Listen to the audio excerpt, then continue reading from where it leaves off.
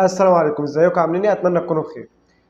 اقل لفظ يوصف المهزله اللي حصلت النهارده دي ان في شويه عيال بيجروا في الملعب لابسين تيشيرت مش عارفين هو تيشيرت مين. اقسم بالله ده اقل لفظ واقل وصف للي حصل النهارده. مدرب ما يسواش 3 جنيه في سوق المدربين، اقسم بالله ما عنده فكر. رابع ماتش على التوالي لعب لي تريزيجيه وينج رايت وهو ما بيعرفش يتنيل يلعب باك وينج ليفت اصلا عشان تلعبه وينج رايت، وزيزو بيرميه في قلب الملعب. يا عم الكوره مش فلسفه، الكوره سهله، الكوره بسيطه والله، مش بالسهله الفزلكه اللي انت بتعملها دي. الهبل ده ثالث ماتش على التوالي ولا رابع ماتش تلعب تريزيجيه في الوينج رايت عشان تلعب بن شرقي وينج ليفت. ايه القرف الخرا اللي بيحصل ده؟ ولكن المدرب ده سيبك من المدرب عشان ما يسواش 3 جنيه، سيبه خالص دلوقتي هنرجع له. ايه اللاعيبه دي؟ ايه قله الدين دي؟ ايه قله الضمير دي؟ مفيش لا ضمير ولا رجوله ولا نخوه على التيشيرت اللي انتوا لابسينه. فلوسكم دي حرام، طيب بتاخدوا فلوس حرام.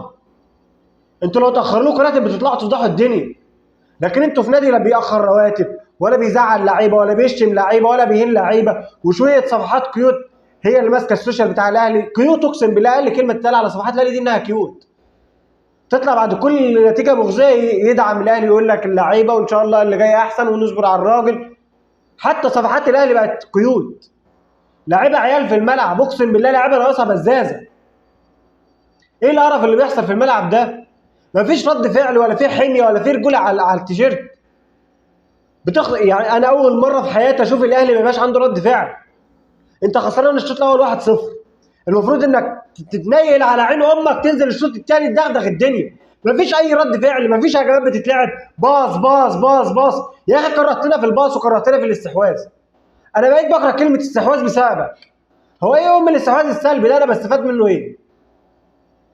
90 دقيقه بنباصي بس، 400 تمريره في الماتش، 20 ركنيه في الماتش، تسديدات صفر، خطوره على الجون صفر، هجمات تكتيك مفيش، هي كلها باصات. باص يا ابني، باصي باصي باصي باصي.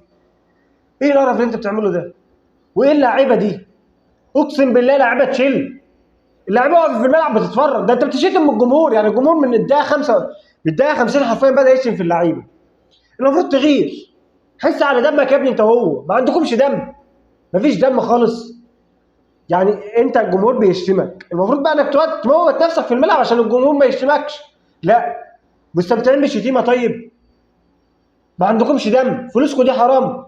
يا اخي حسبي الله ونعم الوكيل فيكم، اقسم بالله في كل جنيه بتاخدوه. وانت يا عم تريزيجيه ده والله العظيم اقسم بالله محسوب علينا بالسالب، وبتاخد مرتب اجنبي بناء على ايه؟